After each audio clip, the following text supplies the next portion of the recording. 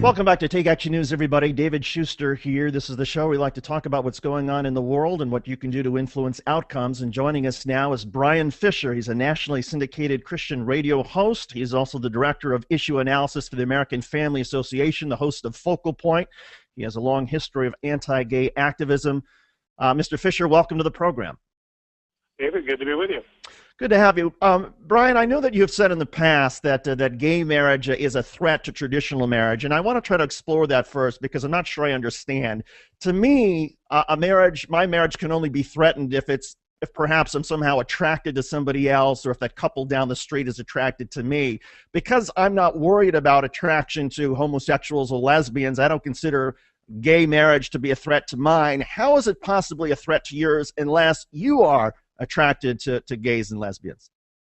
Well, counterfeit marriage, David, it devalues the institution of marriage. When you recognize marriages or call them marriages that are not legitimate marriages, it devalues the currency of marriage. It's like somebody putting counterfeit currency in the circulation. Now, one counterfeit 20 may not affect the value of the currency in my wallet, but if you flood a culture with counterfeit currency, pretty soon it impacts the value of the currency in your wallet. But isn't that what we're doing now by declaring that gay marriage is in fact legal and legitimate? And therefore, again, back to the original question, are you threatened? Are you personally threatened by the gay couple that gets married in your neighborhood?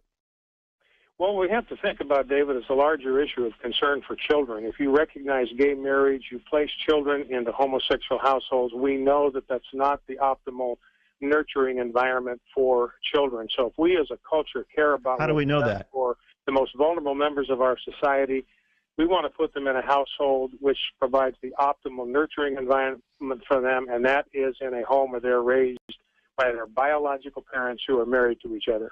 Well, look, I'm going to reject your contention that it's not a nurturing environment. In fact, I think studies have shown that that kids who have two parents, regardless of their sex, actually do grow up in a more nurturing environment than parents who have one, or parents where there is a father and mother where there may be some sort of violence. But look, I understand that from your perspective that the Bible says that gay marriage is an abomination. And I guess my question is, if you're going to cite sections of the Bible, why not do you also therefore believe in slavery? Because Leviticus 25:44 says that we can have slavery as long as they come from neighboring nations, or that we should be able to sell our daughters into slavery as sanctioned by Exodus 21-7. Well, let's go back to your contention that same-sex households provide the same nurturing environment for children that heterosexual households do.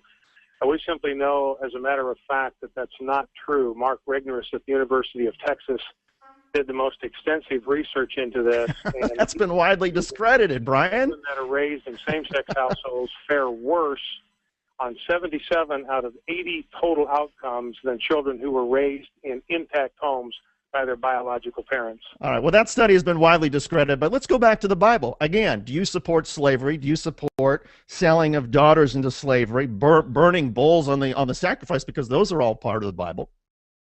Well, David, back to your Mark Regnerus, you dismissed his research, but the University of Texas, and again, University of Texas, that's the flagship university in the state of Texas. It's not a part of the vast right-wing conspiracy.